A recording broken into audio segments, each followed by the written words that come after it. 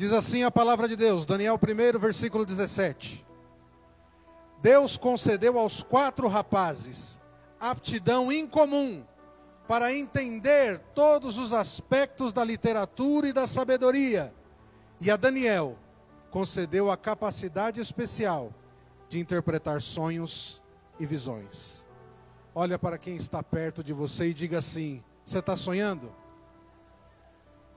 Pede sonhos para Deus, Ele vai cumpri-los. Assente-se dando glória em nome de Jesus. Eu ouvi pouco glória, tem mais glória a Deus aí? Aleluia! Quanto mais glória, aleluia, você manda para cima, mais as bênçãos de Deus caem sobre a nossa vida. Ele merece, Ele é digno, a Ele toda a honra, toda a glória, toda a adoração e todo o louvor. Pastor, o que Daniel viveu? O que Daniel enfrentou? Quem são esses rapazes que a Bíblia está falando?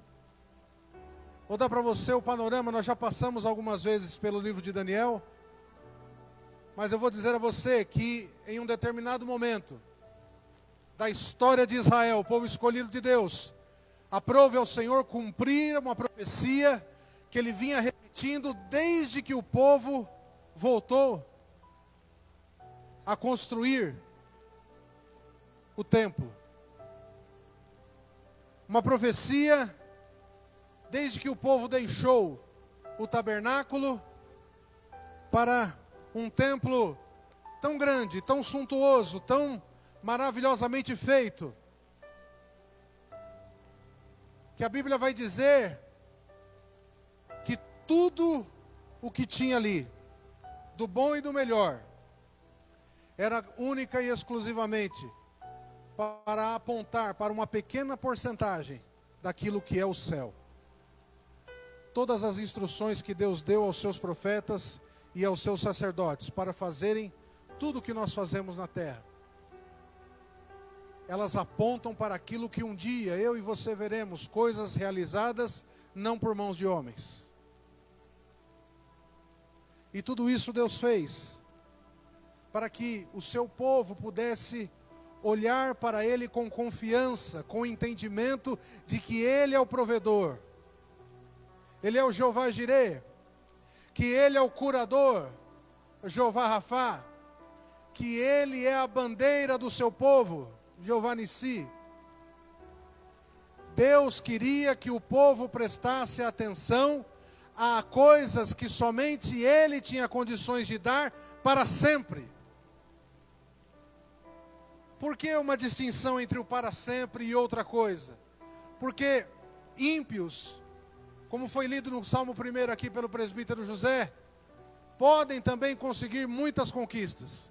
Quem está no mundo pode alcançar fama, sucesso, pode ter status, pode ter tudo o que alguém que está na presença de Deus tem. Qual é a diferença então? O para sempre. Essas pessoas têm tudo por um momento. Mas Salomão diz que eles são como a flor do campo, né, pastor Zaqueu? Murcha e cai. Mas os que esperam no Senhor, diz lá em Isaías, renovarão as suas forças.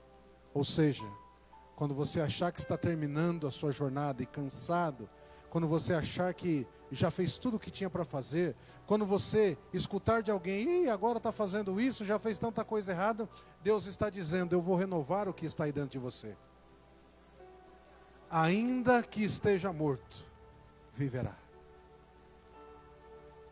Esta é a promessa de Deus.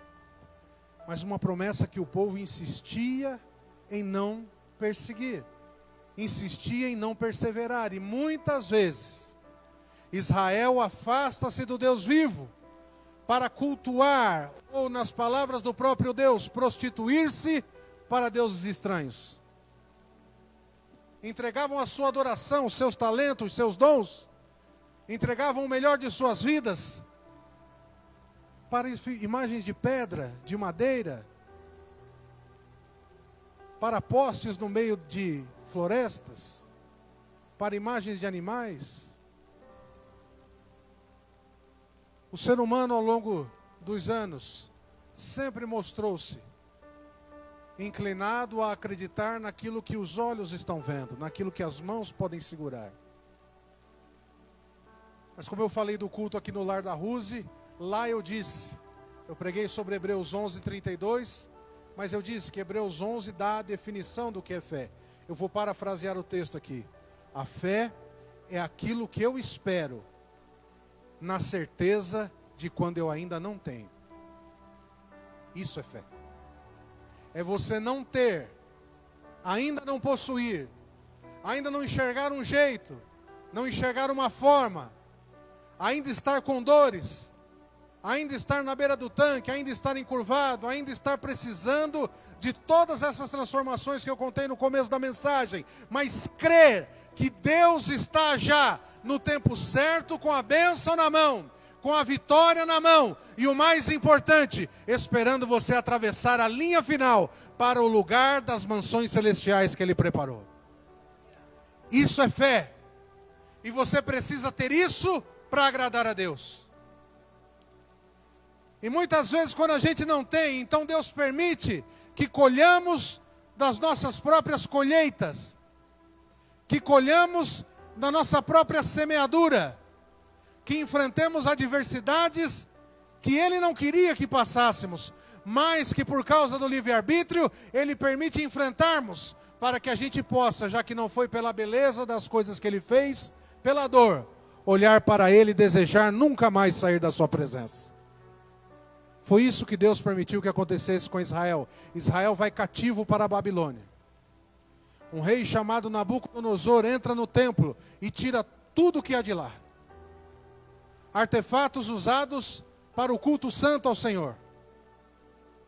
Ele leva homens e mulheres, os melhores trabalhadores, das melhores famílias, e 4 em especial, da nobreza de Israel. Entre eles, Daniel e seus amigos. São essas 4 pessoas que o texto que eu li está fazendo referência. Quando eles foram para a Babilônia, eram jovens ainda, adolescentes, não sabiam muita coisa da vida. Mas quer que eu te diga? Eles sabiam o principal, que Deus era o único que poderia retirá-los de lá. Eles sabiam o necessário, que eles não poderiam se curvar a nada que não fosse ao Deus vivo. Aleluia. Este período de Israel foi um período de desafio para o povo de Deus. E a história de Daniel, mais a dos seus amigos, destaca-se como um farol no meio da escuridão. Ele e os amigos enfrentaram a pressão de se conformar com a cultura pagã que estava ao seu redor, ou de se manterem inconformados, buscando dentro daquilo que lhes era possível, negociar para continuar servindo ao verdadeiro Deus. Eu olho para Daniel e eu enxergo a nossa situação. Como assim, pastor? Vem comigo no livro de João, capítulo 17.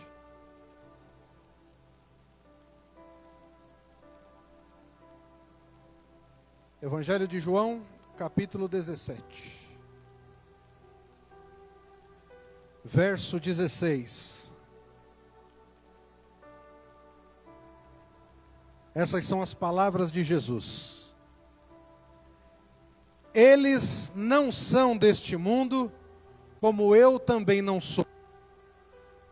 Consagra-os na verdade, tua palavra, assim como tu me enviaste ao mundo, eu os envio ao mundo. Me entrego como sacrifício santo por eles, para que sejam consagrados na verdade. Pastor, eu não entendi, vou mastigar mais para você. Daniel, os amigos de Daniel e uma grande parte de Israel foram enviados para um lugar que não conhecia a cultura deles, que não tinha interesse no Deus deles, que não queria saber como eles já tinham vivido, só queriam usurpar daquilo que eles eram e transformá-los em outra coisa, para proveito da própria Babilônia. Tá bom, pastor, mas o que isso tem a ver com o versículo que o senhor leu em João? Porque Jesus fez uma oração a Deus, dizendo que nos guardasse, não para nos retirar do mundo, porque eu e você estamos no mundo, porque Jesus precisa que sejamos sal da terra, para mostrar o que é o verdadeiro sabor de servir a Deus, e luz deste mundo, para iluminar o caminho que é a palavra do Senhor Jesus, para levar a tantos quanto possível até o altar da graça, o trono da majestade misericordiosa, ao Deus Todo-Poderoso, que espera de braços abertos a mim e a você, desde que a gente entenda de que podemos estar no mundo, podemos estar vivendo no mundo, mas nós não somos do mundo. Daniel e os amigos foram enviados para a Babilônia, viveram, Daniel ficou até ser velhinho. A partir do capítulo 9 ou 10 de Daniel, começa uma parte que a gente chama de escatológica. O que é isso? Daniel tem uma revelação de Deus acerca dos últimos tempos. E isso vai acontecer no final da sua vida. Ele passou toda a sua vida na Babilônia, mas nunca perdeu sua identidade com Deus. Nós nascemos no mundo, fora da cultura do povo judeu. Pelo menos não há ninguém aqui que use kippá, nem solidel. São artefatos judaicos. Então a gente é brasileiro mesmo.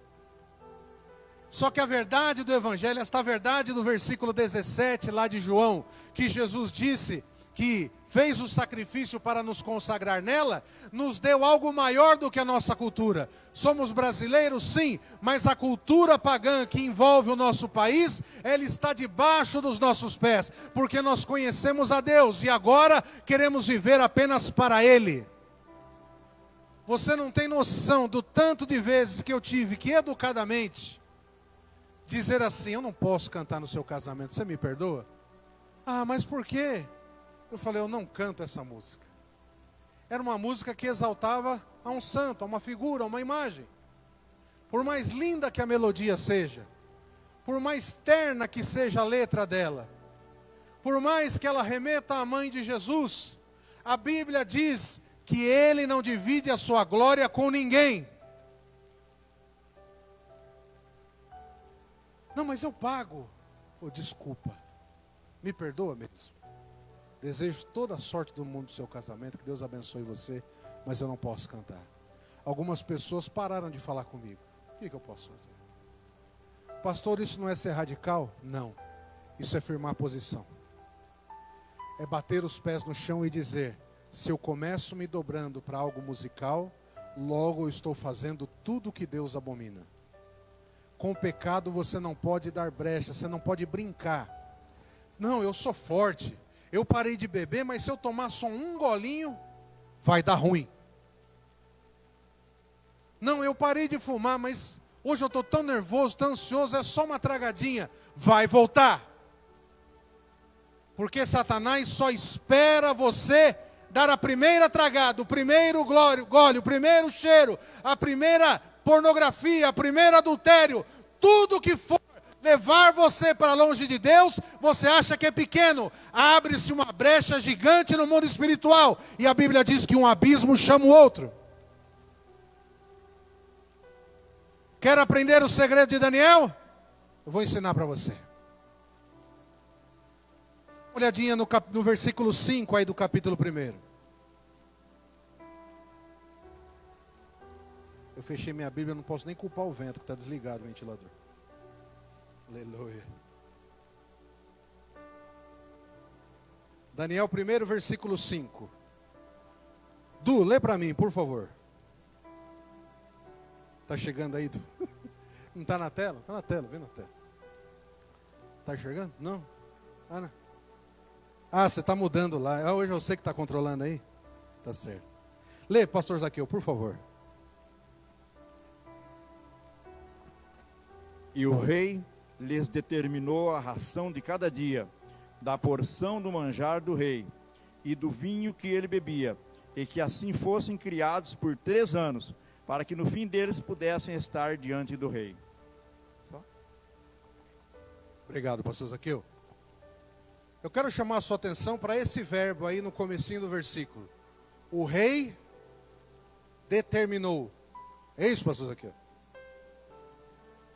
Determinou a ração de cada dia. Que é isso? Está chamando de cachorro? Não, é o jeito que chamava o alimento, a refeição ali. O rei Nabucodonosor chamou Aspenaz, seu servo, e disse: olha, pega os melhores que vieram dessa terra chamada Israel, pega os nobres, os mais inteligentes, os mais capacitados, traz eles aqui para o palácio e diz para eles, é uma ordem, é uma determinação, eles vão comer do que eu como, eles vão se alimentar do que eu dou. Quando Aspenaz diz isso para Daniel, ele diz assim: olha, você não se incomoda, mas eu não quero. Vamos fazer um teste. Vamos fazer de um outro jeito. Você pode estar sentado pensando aí: caramba, o rei estava oferecendo alimento, né, pastor Zaqueu? Hein, presbítero, o rei estava dando comida, não é bom? Estava deixando alguma coisa para eles se alimentarem, e ainda falou: é a comida que eu como, é a comida aqui do palácio, é o vinho que eu bebo, são as delícias aqui da Babilônia. Este verbo determinou. Eu vou mostrar para você o que está em Gênesis, capítulo 21, primeiro versículo, para explicar para você por que Daniel rejeitou. Gênesis 21, versículo 1, diz assim: o Senhor agiu em favor de Sara e cumpriu o que lhe tinha prometido. Este agiu em favor e o prometido, no hebraico, é o mesmo verbo usado por Nabucodonosor para dizer que ele determinava o alimento. Em outras passagens também, este verbo é usado para inferir uma ação de Deus. A forma como nós entendemos as palavras é um pouco diferente do pensamento judeu, do pensamento na época do hebreu, ou dos escribas, ou daqueles que transmitiam as histórias de pai para filho. Algumas palavras em hebraico, em aramaico, elas só podem ser usadas para Deus. Qualquer outra maneira de usar esse verbo fora de Deus pode significar duas coisas. Ou o escritor está mostrando que quem fazia tal ação queria colocar-se no lugar de Deus, ou aquele verbo estava sendo usado para mostrar o que Deus estava fazendo. Acho que você está começando a entender por que Daniel rejeitou. Quando Aspenaz chega nele e diz: o rei determinou para você comer isso, era como se o rei se colocasse no lugar de Deus, dizendo: eu te alimentarei, eu te sustentarei, eu farei de você uma nova pessoa. Por que eu tenho tanta certeza? Porque ao chegar na Babilônia, Daniel e os amigos recebem nomes babilônicos. A gente costuma lembrar deles como Sadraque, Mesaque e Abednego. Mas era Ananias, Azael e Azarias, né? Pois o pastor Zaqueu me corrige aí. Ananias, Azael e Azarias. Todas as vezes que você vai enfrentar o mundo, você vai trabalhar, você vai estudar, você vai conversar com amigos, com colegas, pessoas que estão vivendo uma vida diferente da que você vive, pessoas que não têm ainda o despertamento do seu espiritual, pessoas que ainda estão com escamas nos olhos. Misael e Azarias. Ananias, Misael e Azarias.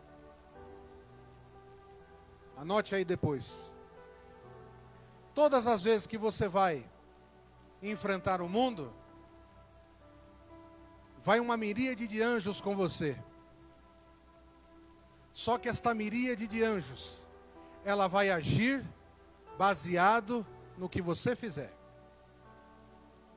Se você escolher conservar a sua vida diante de Deus, ou seja, rejeitar o que o mundo oferece para transformar a sua identidade, muitos livramentos virão da parte do Senhor. Muitos livramentos de morte, muitos livramentos de saúde, muitos livramentos de dificuldades financeiras, muitos livramentos de perder relacionamentos. Tudo isso Deus garante, Deus investe, Deus determina, quando você escolhe não ser moldado ao lugar em que você está. Quando você escolhe não perder a identidade que Jesus derramou sobre você. Quando você diz não para o mundo, você torna-se ainda mais amigo de Deus. Você fortalece a intimidade com o Espírito Santo e mostra para o Senhor que tudo que Ele tem preparado para você, Ele pode cumprir à risca.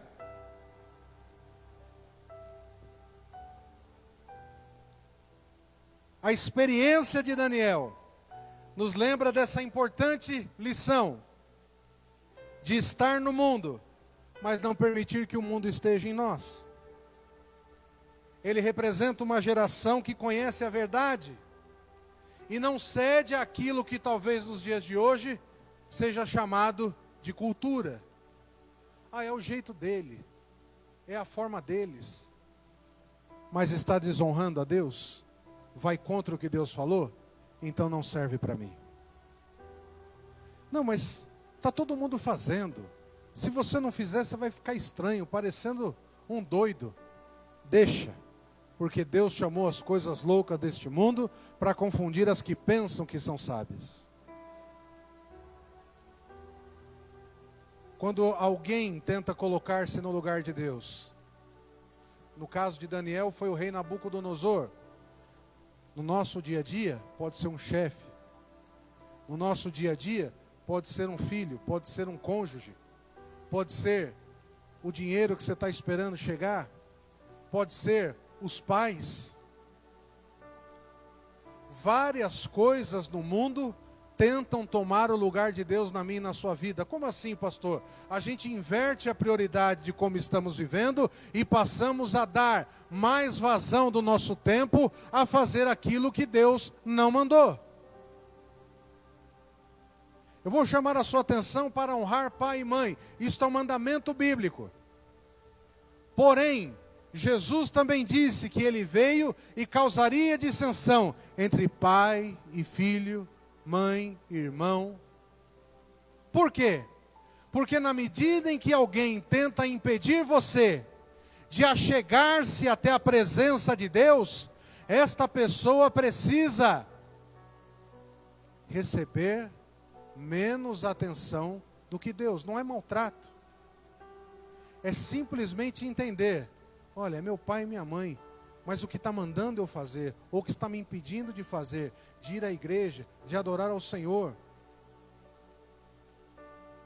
eu preciso influenciá-los ao contrário. Eu não posso permitir que eles me influenciem a sair. Sou eu que tenho que influenciar eles a entrar. Vocês conhecem o testemunho da minha irmã? Muitos anos, perdida na Umbanda, no Candomblé.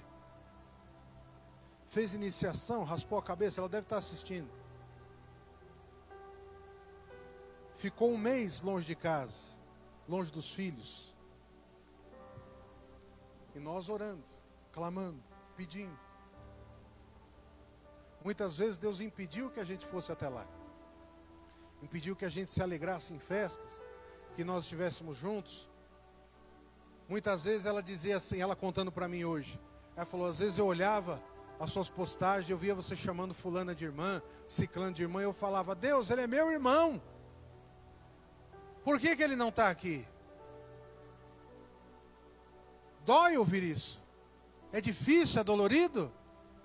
Mas eu sei que o que Deus permitiu que nós passássemos, e a direção que Deus foi me dando, para priorizar a Ele, a vontade dEle, enquanto muitas vezes eu queria estar perto dela, é para que eu pudesse influenciá-la a enxergar Deus da maneira que Ele se mostrou para mim. Eu precisava mostrar para ela que a alegria que eu tinha na presença de Deus, mesmo estando longe da minha família, era a alegria que na verdade eu queria para eles também. Daniel passou muitos momentos felizes longe da terra que amava. O povo judeu é um povo que canta muito. E há muitos salmos, e os salmos são músicas que são extremamente tristes, porque homens e mulheres cantavam no cativeiro, lembrando-se de como era a vida perto de quem os amava. Eles estavam presos, não podiam sair. Muitas vezes nós somos aprisionados pelo pecado. E quando vemos alguém que estava perto, que estava junto e agora está vivendo uma vida longe. E aí você está no mundo e você começa a ver a pessoa ir para a igreja, ver a pessoa se libertando, você fala, por que ela consegue e eu não? E o Espírito Santo está dizendo a mim e a você, porque ela parou de pensar no que as outras pessoas estavam achando e começou a pensar, o que Deus está achando de mim? O Espírito Santo tocou de verdade a minha irmã, quando ela parou para pensar com a minha cabeça e falou, por que o meu irmão se alegra chamando aquelas pessoas de irmão? E aí Deus falou, eu tenho essa alegria para você também. Aleluia. Essa alegria, meus irmãos, é o que nos permite estar no mundo, enfrentarmos o mundo, sermos às vezes jogados no chão, ou deixados de lado, abandonados, repudiados como alguém que é louco, que é doido, que é fracassado. Mas nós não nos preocupamos com o que o mundo pensa a nosso respeito. Porque para nós que entramos na presença de Deus, há uma promessa se renovando a cada manhã com as misericórdias do Senhor.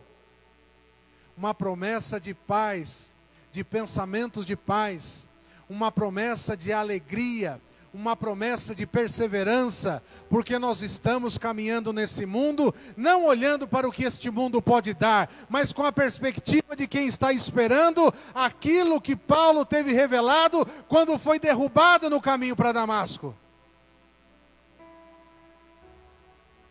Não foi ninguém que derrubou Paulo, foi o próprio Espírito Santo que jogou um clarão na vista dele. E aí ele começou a perceber tudo o que ele fazia, que estava na verdade indo contra ao Deus que ele achava que estava servindo.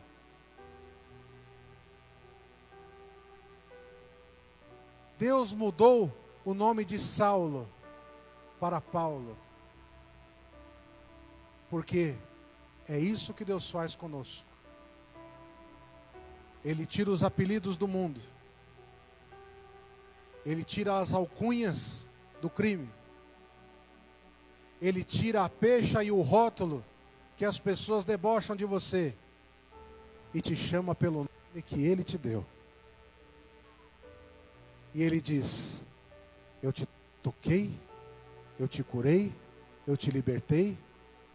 E eu não quero nunca mais que você perca isso que eu te dei.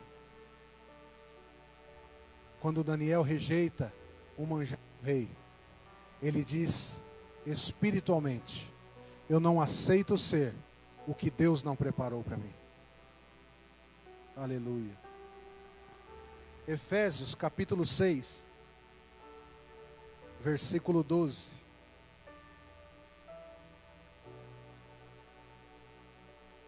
Glória a Deus.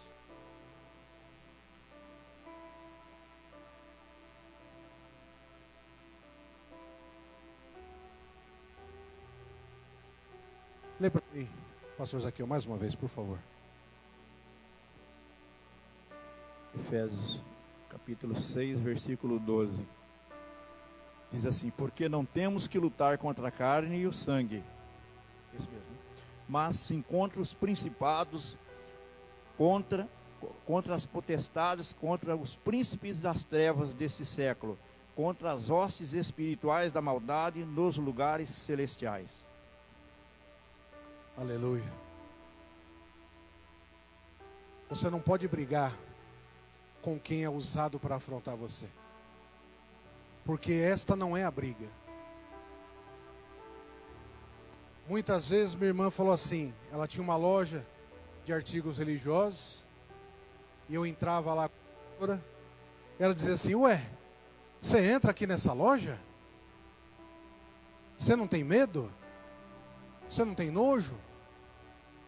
Eu dizia: Deus me deu autoridade para entrar em qualquer lugar, e eu vim aqui para ver você.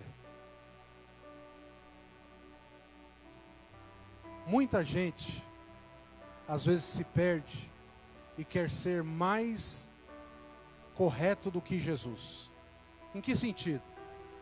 A pessoa não pode ouvir nada de um deboche ou de uma aparente afronta, e ela quer amaldiçoar a pessoa, repreender a pessoa, humilhar a pessoa, deixar a pessoa no chão.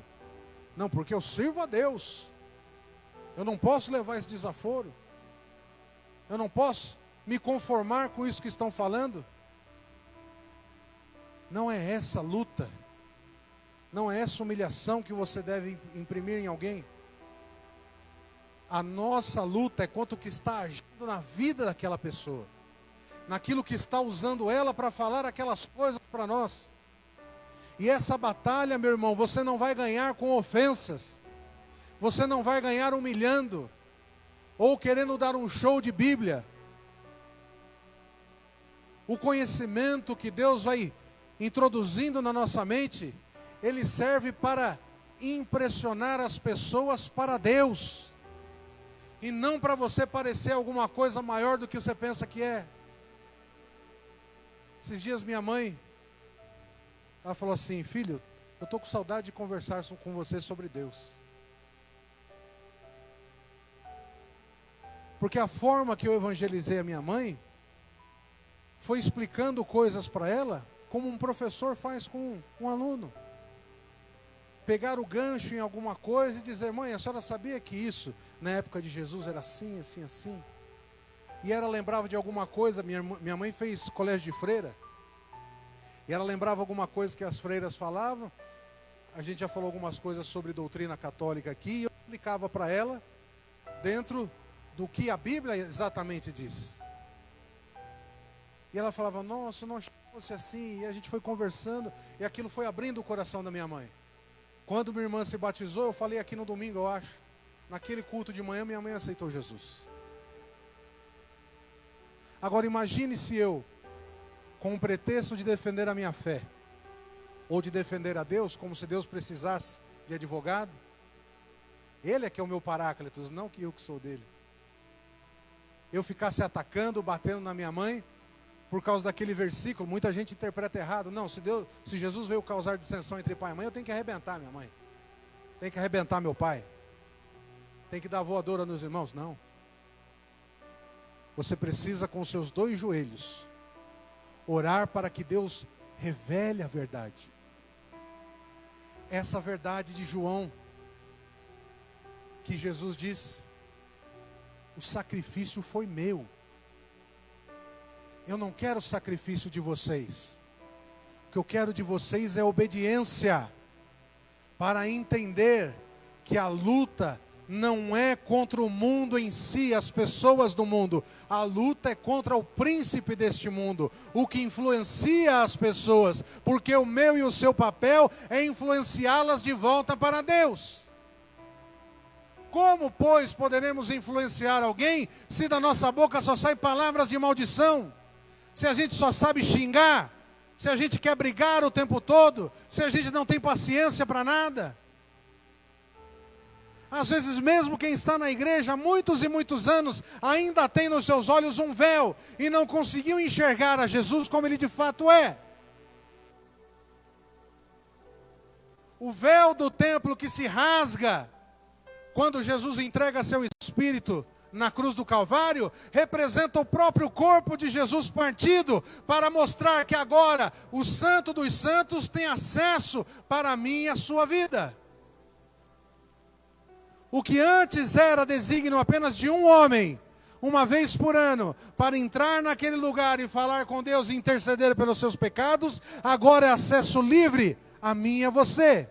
E muita gente quer jogar isso fora. Muitas igrejas estão se judaizando, tentando recuperar naquele farisaísmo alguma coisa bonita, e deixando de lado a simplicidade que Jesus nos ensinou.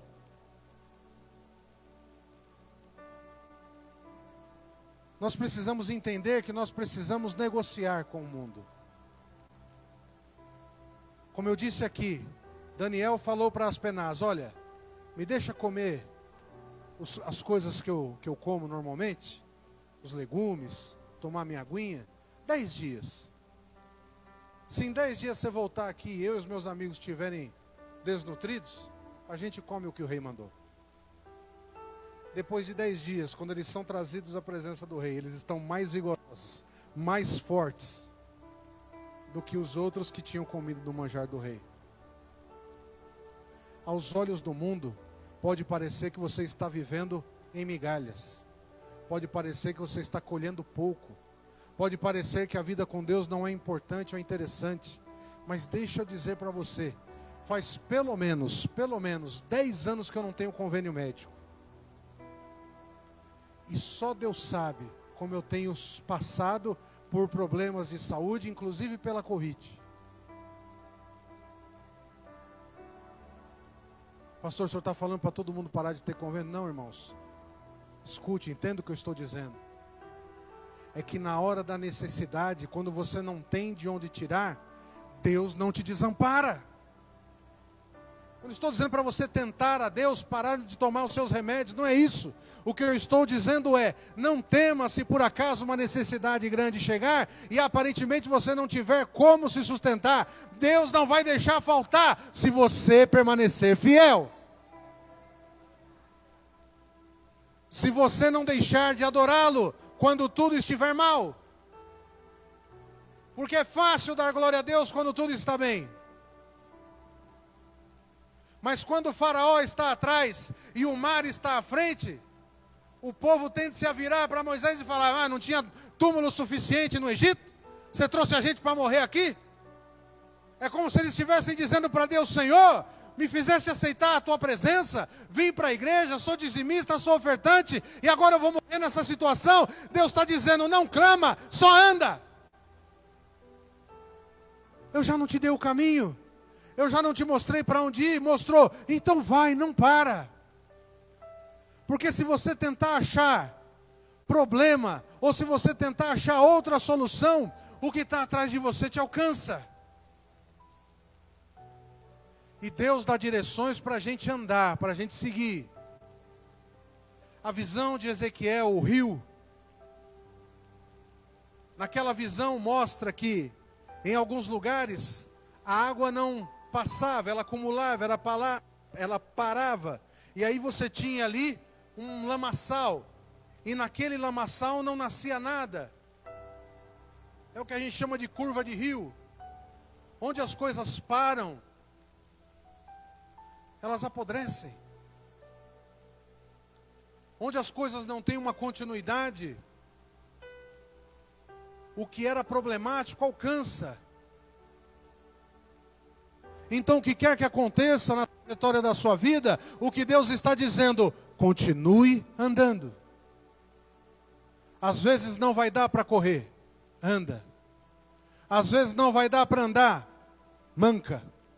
Às vezes até mancar vai ficar difícil, rasteja. Milímetros por dia, mas continue fazendo o que Deus mandou. Daniel compreendeu que a batalha não era contra o rei, mas contra as forças espirituais que agiam na Babilônia. Ele negocia os seus 10 dias do seu jejum, como Moisés precisou negociar com o faraó para tirar o povo do Egito. Muitas vezes o faraó disse, olha, vai só os homens.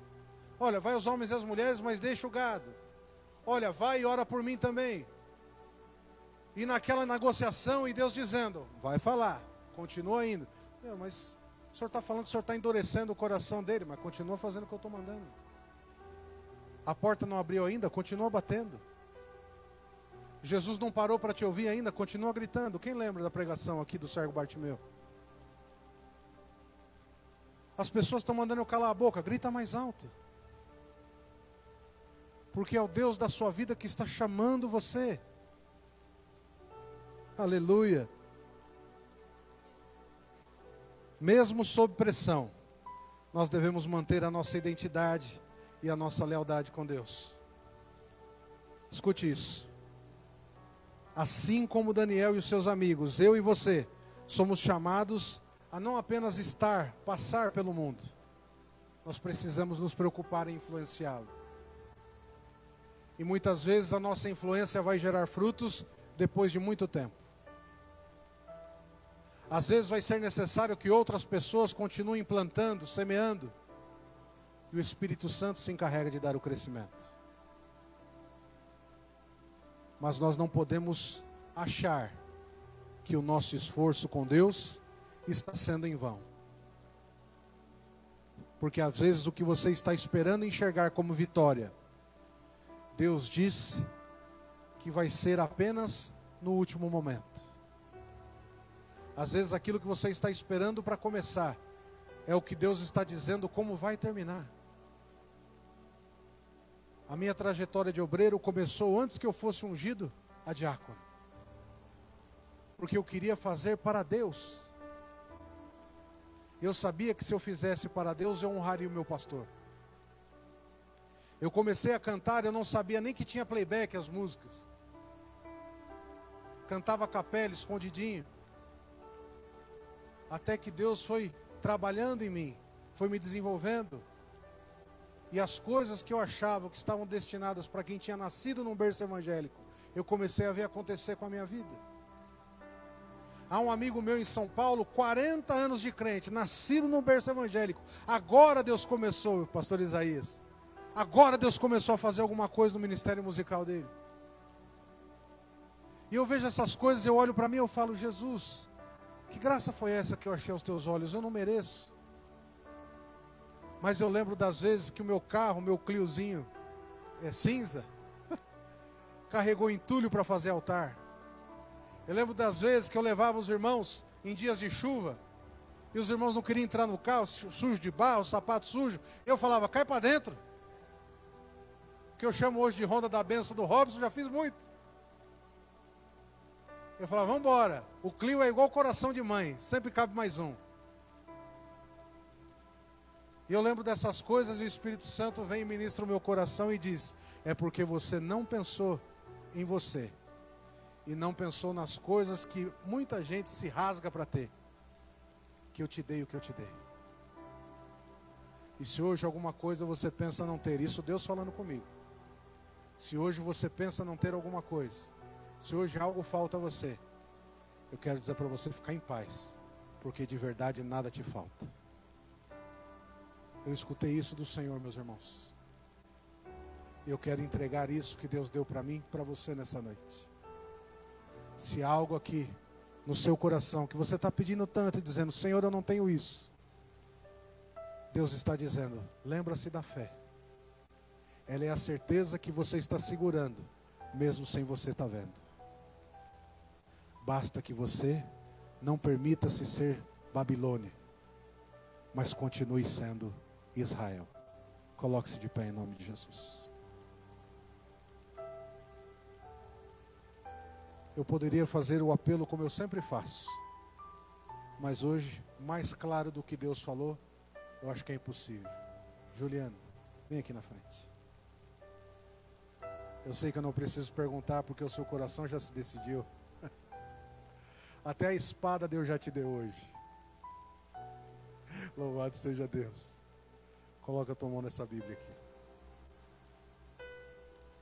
Repete comigo: Senhor, eu te peço, escreve o meu nome no livro da vida e guarda a minha casa, a minha família, e me usa da maneira que o Senhor quiser, porque agora não vivo mais eu, mas o Senhor vive em mim. O Senhor é o meu pastor e nada me faltará. Aleluia, escute isso. Aquilo que o teu coração busca e aquilo que é necessidade humana hoje para você, Deus está dizendo: te acalma, porque como eu esperei muito por esse dia, ainda alguns dias você vai esperar, mas quando eu te der, ninguém mais tira de você. Amém? Você crê nisso? Amém. Aplauda o nome do Senhor Jesus. Amém? Aleluia. A diaconisa Rose depois vai pegar seus dados. E agora você tem uma família aqui, ó. Né? Já tem uma família. Como o Jonathan ganhou, e a gente ganhou o Jonathan. Agora você ganhou a gente e a gente ganhou a Juliana. Quem mais pode vir dar um abraço nela aqui?